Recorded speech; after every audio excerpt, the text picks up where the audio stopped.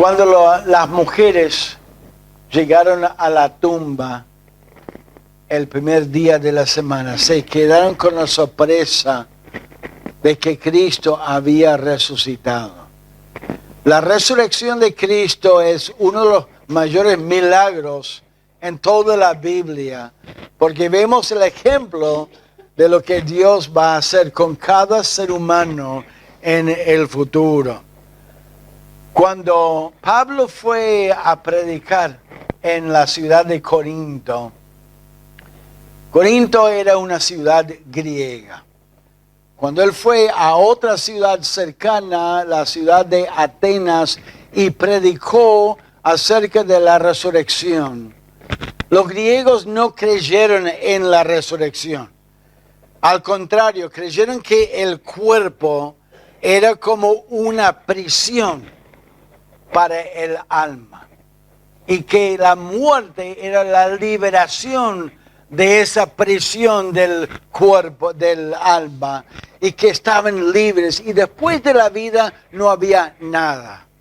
Dice la palabra de Dios que cuando fue y predicó a los griegos en Atenas, dice la palabra de Dios lo siguiente: pero cuando oyeron lo de la resurrección de los muertos, unos se burlaban y otros decían, ya te oiremos acerca de esto otra vez. O sea, en otras palabras, los filósofos griegos no creyeron en la resurrección y la población, la gente estaba convencida que era así. Y por eso se rieron, se burlaban de él en cuanto a ese tema. Y aparentemente en la iglesia en Corinto, por más que en una época, en un tiempo, ellos creyeron firmemente en la resurrección, empezaron a tener dudas acerca de la resurrección. Pablo enseñaba que había una resurrección para todos los creyentes. En el futuro, el cementerio de Morón y los cementerios de todo el mundo van a quedar vacíos, porque Dios va a llamar a los muertos para ser juzgados en el día de la resurrección. Los creyentes en Corinto empezaron a dudar acerca de esa verdad.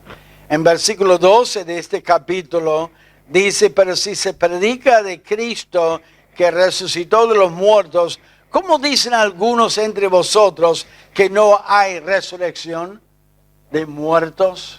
Empezaron a dudar. ¿Usted tiene algunas dudas acerca del futuro? Lo que va a pasar después de esta vida, de la muerte. Quizás han escuchado algo de una resurrección y tienen dudas. La palabra de Dios contesta estas dudas. Y Dios guió a Pablo a hablar acerca de esa futura resurrección.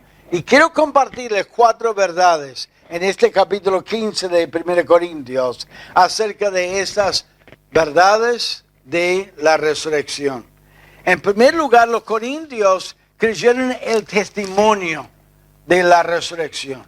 El testimonio de Pablo cuando ellos creyeron en Cristo como su Salvador. En versículo 1 de este capítulo dice, además os declaro, hermanos, el evangelio que os he predicado, el cual también recibisteis, en el cual también perseveráis, por el cual asimismo se retenéis la palabra que os he predicado, sois salvos, si no creíste en vano, porque primeramente os he enseñado lo que asimismo recibí, que Cristo murió por nuestro pecado conforme a las Escrituras, y que fue sepultado, y que resucitó al tercer día conforme a las Escrituras. Un aspecto íntegro del mensaje de salvación es el hecho de que Cristo resucitó después de 3 días en el sepulcro. Es importantísimo el hecho de que Cristo haya muerto como sustituto delante de Dios el Padre por nuestros pecados. La Biblia dice que la paga del pecado es la muerte, es el resultado. Es lo que Dios requiere del pecador. Y todos somos pecadores. Todos hacemos cosas que no debemos hacer. Tenemos una tendencia de rebelarnos, de engañar, de mentir, de hacer cosas que sabemos que están mal y a veces en frustración pensamos y decimos, ¿por qué no puedo dejar de hacer lo que yo sé que está mal delante de Dios? Lo que yo sé que me hace daño o que hace daño a otros. Es porque somos pecadores. Nacemos con esa naturaleza pecaminosa. Adán y Eva desobedecieron a Dios, tomando del fruto del conocimiento del bien y del mal. Y a partir de ese momento, cada descendiente de Adán y Eva, que incluye a nosotros, cada uno de nosotros hemos rebelado contra Dios. Por eso Cristo vino a morir en la cruz, para pagar por nuestros pecados. Pero el hecho de que Él resucitó significa que fue aceptado por Dios el Padre y tenemos un Salvador que vive.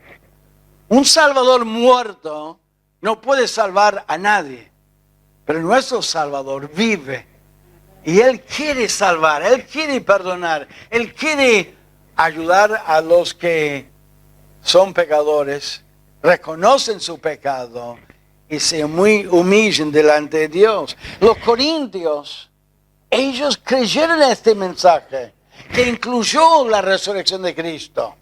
Y sus vidas fueron maravillosamente cambiadas, transformadas.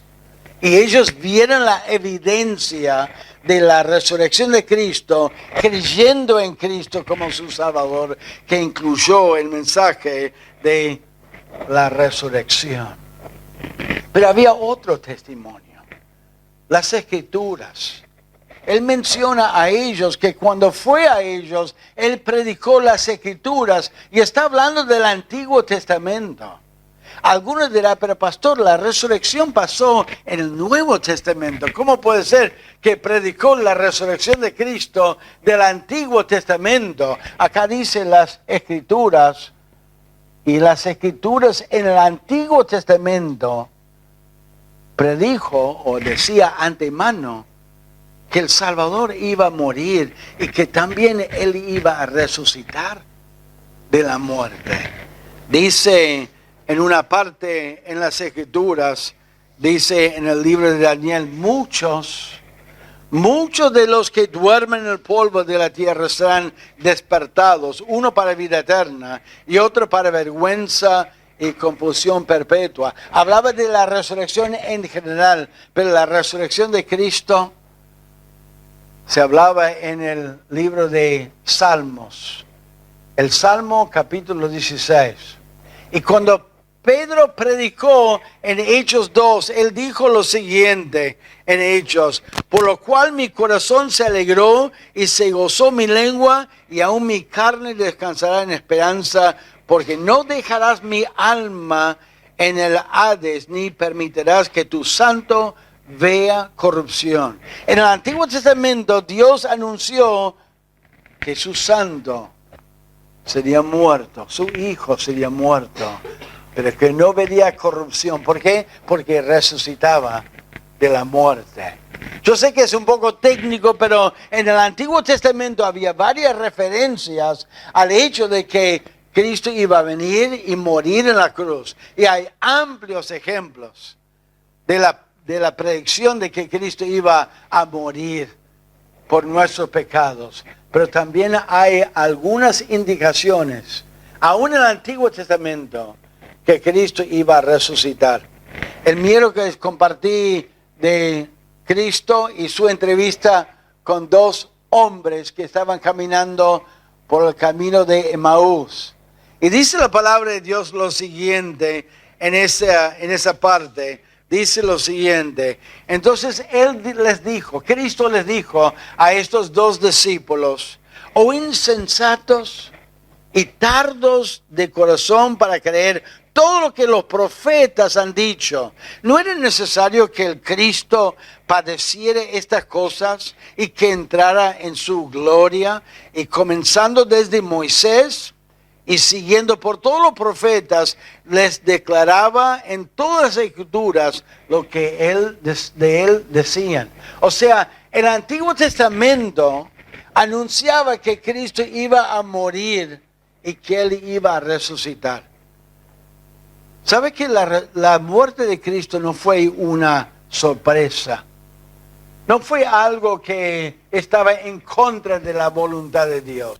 Es que Dios el Padre mandó a su Hijo para mostrarnos una vida de amor, de paciencia, de perdón, y que de alguna manera se frustró ese plan porque los religiosos lo rechazaron a Él, no querían seguirle a Cristo y querían matarlo y lo crucificaron.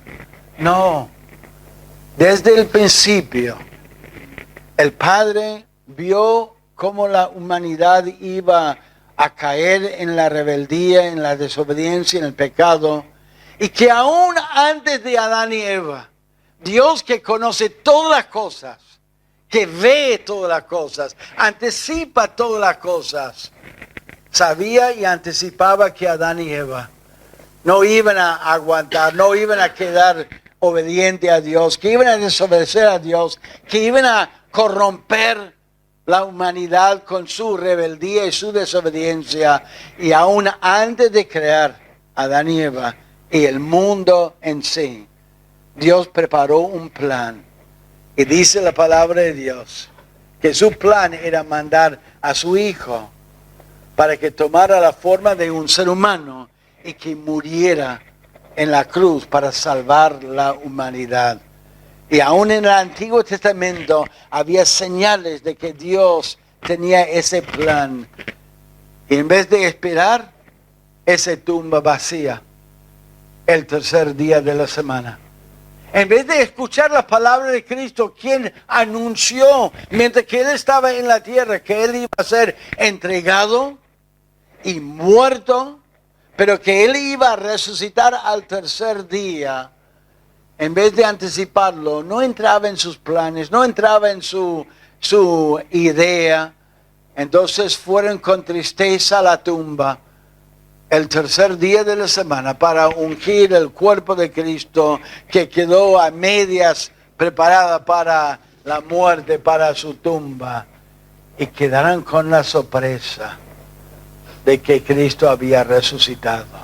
Había testimonios, no solamente el testimonio de su vida transformada cuando creyeron en este mensaje, pero había el testimonio de las Escrituras y había el testimonio de personas que aún estaban con vida, que vieron con sus propios ojos a Cristo. Por eso en el versículo 5 dice, y que apareció a Cefas, a Pedro, y después a los 12, después apareció a más de 500 hermanos a la vez, de los cuales muchos viven aún. Está apelando a los corintios, no duden de la resurrección, no duden de esta verdad de que Cristo haya resucitado, no importa lo que dicen los filósofos de este mundo. Sus filósofos tan inteligentes supuestamente te están mintiendo. De personas que vieron a Cristo, que resucitó de la muerte, y nosotros, hermanos, podemos tomar su testimonio y asegurarnos de que Cristo resucitó de los muertos en aprobación al Padre, lo que Él había hecho. Y la resurrección de Cristo puede transformar y cambiar tu vida y mi vida. Porque es un Salvador que vive. Un Salvador que tiene poder, como Él decía, de poner su vida y de retomar su vida. De resucitarse a sí mismo. Servimos a un Dios vivo. A un Salvador vivo. Que puede salvar y rescatar al pecador y que puede transformar su vida por medio del poder de la resurrección. Pero Pablo siguió hablándoles a ellos y hablaba del tiempo de la resurrección. Del tiempo de la resurrección. En el versículo 23 dice la Biblia, pero cada uno en su debido orden. Esa palabra orden habla de un tiempo. Uno diría acerca de la resurrección, una de la confusión de la resurrección es la pregunta, pero ¿cuándo se van a resucitar? ¿Van a resucitar todos a la misma vez? ¿El mismo momento? No, hay un orden de resurrección. Primero Cristo. Y Él utiliza dos ideas para enseñarles acerca de esa resurrección. Él utiliza la palabra primicias. Los judíos tenían una fiesta muy importante en el Antiguo Testamento. Es la fiesta de las primicias, de la cosecha. Cada año llegaba la cosecha y la fiesta de la cosecha venía justo después de la Pascua. La Pascua era una fiesta que celebraban de su liberación de Egipto, cuando fueron liberados de su esclavitud en Egipto. Y la Pascua siempre fue como un símbolo de la liberación del ser humano. Nosotros celebramos la Pascua y recordamos la muerte de Cristo. No es una casualidad de que Cristo murió en el tiempo de la Pascua. Porque si uno estudia la Biblia, uno encuentra que cuando Israel estaba apartado para ofrecerlo en sacrificio a Dios, Cristo, el Cordero de Dios, se estaba preparando para ser sacrificado en una cruz. Y como Israel fue librado de la esclavitud en Egipto para ir a la tierra prometida, Cristo estaba preparándose para morir en la cruz y librar y perdonar a los pecadores de su pecado. Lo maravilloso es que la Pascua fue una fiesta que recordaban todos los años, y la fiesta de las primicias, de la cosecha, fue una fiesta enseguida.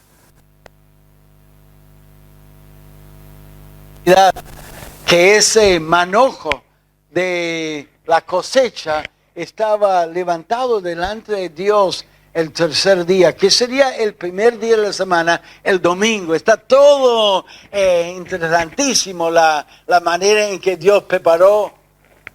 Y Cristo es la primicia, la primera parte de la cosecha de almas eternas. Su resurrección es un ejemplo de lo que va a pasar a todos los creyentes en su orden, en su tiempo. Y lo que Dios enseña en su palabra es que un día Cristo va a venir a la tierra y los primeros que van a ser resucitados son los hijos de Dios, los creyentes. Él va a llevar a los creyentes vivos que están con vida y va a llevar a los creyentes que están sepultados, que están en sepulcro, en el cementerio. Los va a llevar a su presencia y los va a resucitar y los va a transformar. Y después, en ese orden, al final Dios va a resucitar a los que no son salvos, para juzgarlos a ellos. Todo en su orden. Primero Cristo, después los creyentes y después los que no son creyentes, los que no tienen la salvación.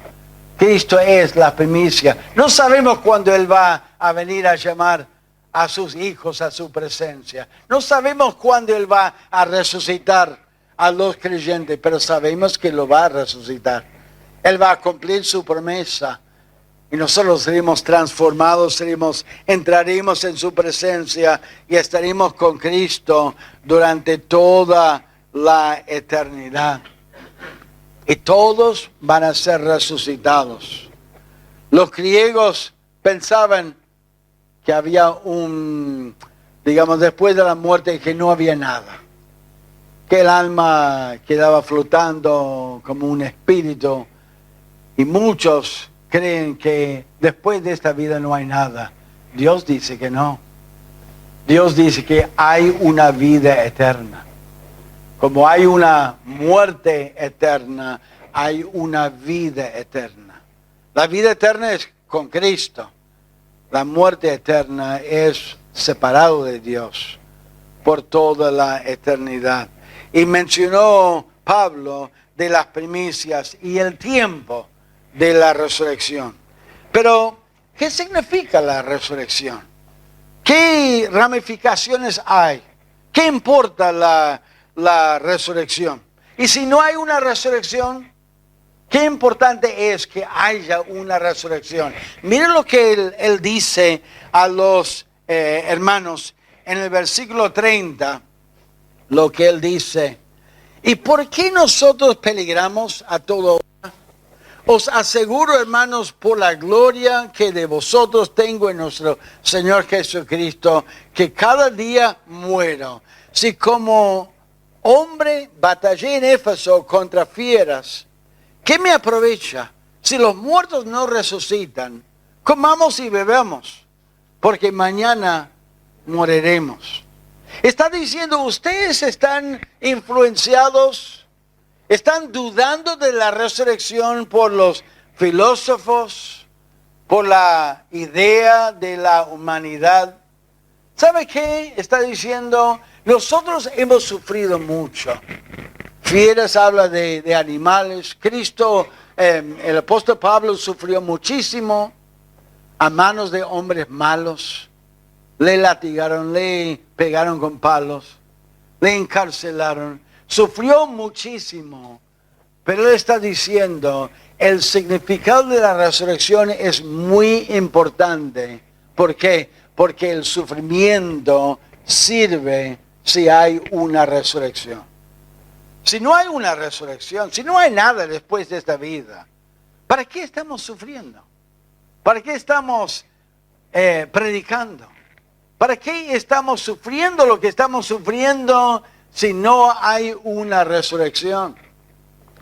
Está apelándoles a ellos, que ellos consideran y entiendan que vale la pena sufrir solamente si hay una resurrección. Y yo quiero decirles, hermanos, seguir a Cristo a veces cuesta. Cuesta y uno sufre por seguir a Cristo. Sufre por seguir a Cristo, rechazo de la gente. Pero no se olviden que Cristo sufrió. Él fue a la cruz y sufrió para salvarnos a nosotros. Vale la pena sufrir por Cristo. ¿Por qué? Porque un día Él va a resucitar a cada uno. Y vamos a rendir cuentas a Él como hijo de Dios. Y dice la palabra de Dios lo siguiente. Dios no es injusto para olvidar vuestra obra y el trabajo de amor que habéis mostrado hacia su nombre, habiendo servido a los santos y sirviéndole aún. Pablo está diciendo, si no hay una resurrección, entonces estamos malgastando el tiempo. Estamos sufriendo para nada. Pero no es cierto. Y Cristo sufrió para nada si no hay una resurrección. Hay una resurrección eterna que justifica cada sufrimiento, cada rechazo, cada expresión de menosprecio, de burla, para seguir a Cristo y obedecerle a Él. Y si hay una resurrección, debemos rechazar el pecado y la tentación. Justo uno de los motivos en Corinto, los corintios eran tan perversos, tan malos, es porque creyeron que no había una resurrección, que no había nada después. Mire lo que dice en el versículo 33, dice, no erréis, las malas conversaciones corrompen las buenas costumbres, velad debidamente y no pequéis, porque algunos no conocen a Dios, para vergüenza vuestra lo digo. Los corintios dijeron, bueno, si no hay nada después de la muerte, bebamos, comemos y hagamos fiesta y lo pasamos entregados a la tentación. Pero ¿sabe que la santidad de un creyente es un testimonio a los demás de que hay una vida después de esta vida? Y que uno cree que va a rendir cuentas a Dios. Y yo le aseguro, hermanos, hay una resurrección de los creyentes donde vamos a recibir una recompensa. Y hay una resurrección de los que no conocen a Dios. Y Dios va a repasar su vida, cada obra, cada pecado, cada maldad. Él les va a dar una recompensa por su maldad y por su desobediencia. Y Él tiene una memoria muy buena. Él no se olvida. Y no solamente mira a las acciones de uno, pero también ve la motivación, los pensamientos de uno, las intenciones de uno. En esa resurrección Él va a juzgarles a cada uno. Y mientras tanto el creyente debería cuidar su testimonio. Porque cuando vive en santidad, está comunicando a otros, yo creo en otra vida. Yo creo que hay una vida eterna. Yo creo que hay un Dios vivo y verdadero que me está mirando, que me está cuidando, pero también me está corrigiendo en mi pecado y en mi maldad. Y yo quiero agradarle a Él. El significado de la resurrección es muy importante porque significa que hay una vida después de esa vida y que el sufrimiento sirve para algo. El sufrimiento sirve para algo y el pecado es algo que debería rechazar. Ahora, por último, quiero hablar acerca de este tema de la resurrección. ¿Cómo se va a resucitar? ¿De qué manera va a resucitar? Otra vez, los filósofos decían, pero es imposible resucitar a un muerto. ¿Cómo va a recomponer un cuerpo que se descompuso? Y si ese cuerpo se transformó en otra cosa o fue absorbido por alguna planta, algún animal o llevado por alguien, ¿cómo Dios va a recomponer y reconstruir el cuerpo que fue enterrado centenares y a veces miles de años atrás?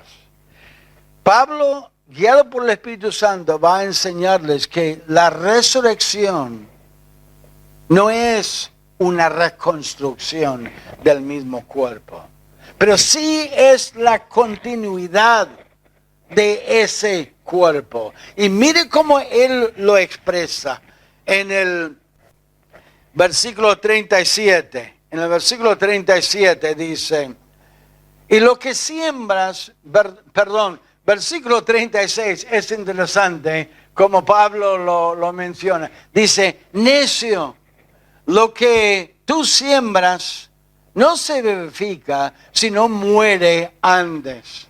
La respuesta de Pablo a las dudas acerca de la resurrección es, no vayan a pensar de que la resurrección es una reconstrucción donde Dios va a reconstruir lo que fue muerto.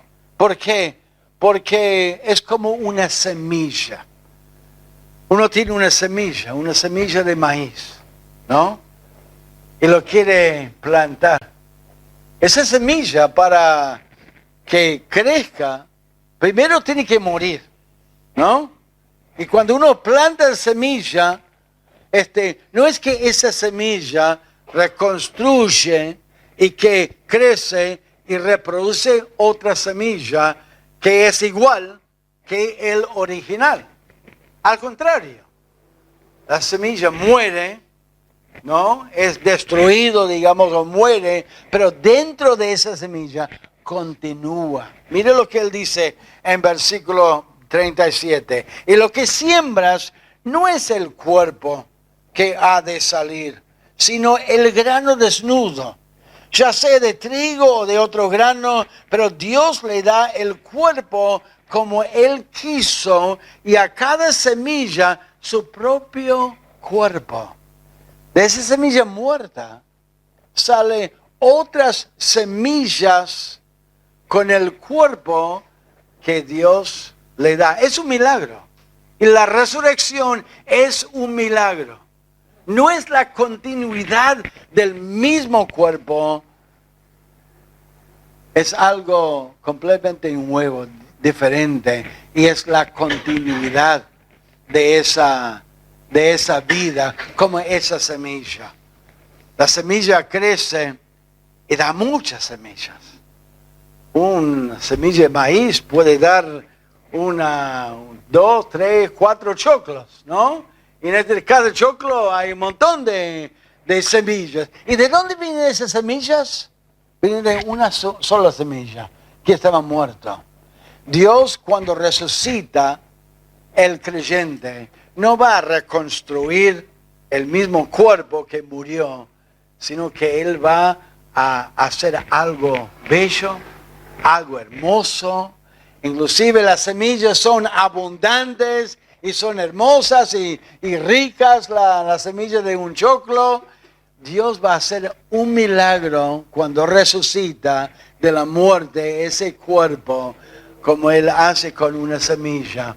Y va a ser algo nuevo, pero va a ser la continuación de esa vida y de esa persona, de esa alma. Y va a reunir el alma de esa persona con ese nuevo cuerpo. Nosotros vamos a recibir un cuerpo eterno. Un cuerpo que nunca se va a enfermar. Un cuerpo nuevo, milagroso, que va a continuar y que va a sentir gozo, alegría, que va a seguir a sentir paz y va a disfrutar de toda la eternidad. Pero también los que no conocen a Dios también van a recibir un cuerpo que va a continuar esa vida. Un cuerpo nuevo, un cuerpo indestructible, un cuerpo que no se va a enfermar, no se va a debilitar, no se va a destruir. Y va a ser un cuerpo del creyente, un cuerpo nuevo, un cuerpo diferente. Él utiliza otra ilustración, no solamente de una semilla, pero mire lo que él dice en el versículo 39. Él toma del cuerpo de la carne terrenal. Él dice, no toda carne terrenal es la misma carne, sino que una carne es la de los hombres, otra carne la de las bestias, otra la de los peces y otro la de las aves. En otras palabras, está diciendo, pero no es tan difícil creer que Dios puede hacer una carne diferente, una carne hermosa, porque en la misma tierra tenemos carne muy diferente. Un pez tiene una carne muy diferente que un pájaro, y un pájaro tiene una carne muy diferente que un ser humano. Y si Dios puede hacerlo delante de nuestros ojos y podemos verlo, entonces créanme, hermanos, que Dios tiene el poder de hacer una nueva carne, una carne eterna y resucitar el cuerpo y no reconstruir el cuerpo viejo, el cuerpo corrompido, el cuerpo destruido y muerto, sino que Él va a hacer algo maravilloso.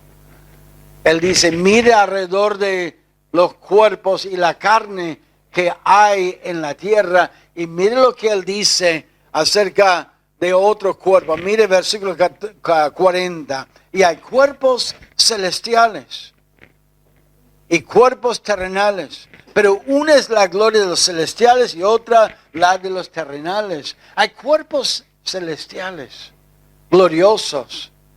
Vemos el cuerpo, digamos, del sol, glorioso, Las mismas estrellas. Hay estrellas muy, muy fuertes y hay estrellas que apenas uno ve. Y la insinuación, cuando usted medita en la palabra, es que en el futuro Él va a resucitar a cada uno. Y los creyentes van a recibir un cuerpo celestial, glorioso, y que va a haber diferencias entre la gloria. Yo creo personalmente, hermanos, que Dios va a recompensar a los creyentes obedientes y fieles que han hecho mucho sacrificio con una recompensa eterna, gloriosa en el futuro. Un cuerpo celestial glorioso que va a honrar al Señor y glorificarle a Él. Hermanos, no se confunden con la resurrección, con algunas dudas, algunos detalles. La resurrección de Cristo es una primicia de lo que Dios va a hacer con sus hijos en el futuro. Él va a resucitar a todos, no solamente los creyentes, pero a los incrédulos. Y quiero que veamos en Apocalipsis capítulo 20. Si tienen su Biblia ahí, miren, en Apocalipsis capítulo 20, lo que Dios dice. En Apocalipsis capítulo 20, vemos la resurrección de los que no conocen a Dios. Ellos también van a recibir un cuerpo eterno. ¿Qué siente? Que no muere, que no se destruye. En Apocalipsis capítulo 20 dice lo siguiente. Apocalipsis 20, versículo 11 dice, y vi un gran trono blanco, y al que estaba sentado en él, de delante del cual huyeron la tierra y el cielo. En ningún lugar se encontró para ellos. Y vi a los muertos, grandes y pequeños, de pie ante Dios. Esa frase de pie ante Dios nos da una indicación muy importante, que estas almas que están presentados delante de Dios ya han sido resucitados y ya tienen su cuerpo eterno porque están de pie delante de Dios. Y por los resultados de ese juicio, vemos que esa clase de gente son personas que no creyeron en Dios, no conocieron a Dios, que rechazaron a Dios, porque sus nombres no están escritos en el libro de la vida por haber creído en Cristo como su Salvador, sino están fuera de esta lista de salvación. Están de pie delante de Dios, dice, y los libros fueron abiertos. Y otro libro fue abierto, el cual es el libro de la vida. Y fueron juzgados los muertos por las cosas que estaban escritas en los libros, según sus obras. Y miren esta frase, y el mar entregó los muertos que había en él, y la muerte, el Hades, entregaron los muertos que había en ellos, y fueron juzgados cada uno según sus obras, y la muerte y el Hades fueron lanzados al lago de fuego. Esta es la muerte segunda, y el que no se halló inscrito en el libro de la vida fue lanzado al lago de fuego. Esa es la segunda resurrección. La primera es la resurrección de los que creen en Cristo en el momento del arrebatamiento de la iglesia. Pero en esta segunda resurrección, Él resucitó a los que no fueron resucitados, a los que no conocieron a Dios, los que se rebelaron contra Dios, rechazando el sacrificio de Cristo, viviendo su vida a su manera, viviendo su vida como ellos querían, no sometiéndose a Dios, creyendo en Cristo, queriendo agradarle a Él, sino viviendo una vida de tentación, de pecado, de placer, de rechazo de Dios. Y Dios está observando, Dios está mirando, y un día Dios los va a llamar a su presencia. Están ahora en un tiempo de espera, en el Hades. Pero Él va a llamarlos, van a tener que rendir cuentas a Dios, cada hecho, cada pensamiento, y Dios les va a dar una recompensa eterna. Y van a sentir ese sufrimiento, según la palabra de Dios. ¿Usted dónde está? ¿Usted cree en Cristo? ¿Ha entregado a Cristo su corazón, creyendo en Cristo como su Salvador, sometiéndose a Él, manifestando su fe en Él con humildad y con un deseo de obedecerle a Él? ¿O vive tu vida como vos quieras, según tus ideas, según tus opiniones, según tus filosofías personales? Dios te ofrece la salvación de su alma si usted se humilla delante de Él, arrepintiéndose, admitiendo que es pecador y creyendo en Cristo como su sacrificio, aceptando su sacrificio que Él le ofrece para ser salvo. Si usted rechaza la salvación que Dios le ofrece, es en su derecho de hacerlo. Pero también uno tiene que sufrir las consecuencias de rechazar esa salvación. La resurrección es una verdad que Dios va a realizar un día para todos. Como la muerte pasó a todos por el primer Adán, la resurrección va a pasar a todos por el segundo Adán, el Señor Jesucristo. El primer Adán fue hecho de la tierra, del polvo de la tierra. Y Él introdujo la muerte al ser humano. Pero el segundo Adán, Cristo, Él vino desde el cielo para darnos vida eterna. Y si nosotros creemos en Él como nuestro Salvador, podemos recibir esa vida eterna. La palabra de Dios lo explica y lo enseña. Si somos hijos de Dios, tenemos una gran esperanza. Esta tierra no es nuestro hogar. Tenemos un hogar eterno en el cielo que Cristo está preparando para los que creen en Él y se arrepintieron de su pecado. Y un día Él va a resucitarnos y llevarnos a su presencia. Si morimos, si no estamos con vida, Él va a transformarnos y darnos en el momento ese cuerpo nuevo, eterno, donde vamos a disfrutar esa salvación y ese perdón. Y si no has recibido a Cristo, recíbele hoy. Cree en Cristo, no solamente su muerte, su sacrificio, su sepultura, pero cree también en su resurrección para recibir el perdón de sus pecados. Vamos a orar al Señor.